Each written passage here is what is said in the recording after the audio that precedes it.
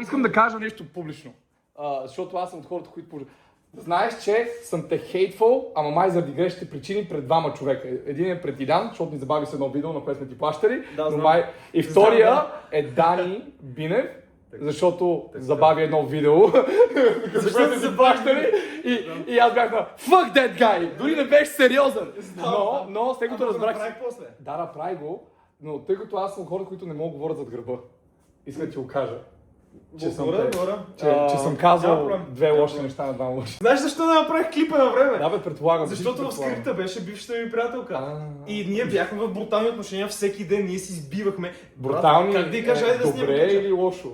Брутално зле. Аз си казах, хайде да снимаме скетча и поради някакви обстоятелства този скетч не се заснемаше. Добре, исках просто да го изкарам от себе си, тъй като аз винаги казвам на легендите, че много по-лесно е легендите, когато са имали грешно мнение, породено от грешни причини, ако сте просто честни пред себе си и пред човека, всички имаме грешни мисли за хората и грешните мисли се поправят. Така че, мен счита най-мъжкото нещо да си кажеш в очите.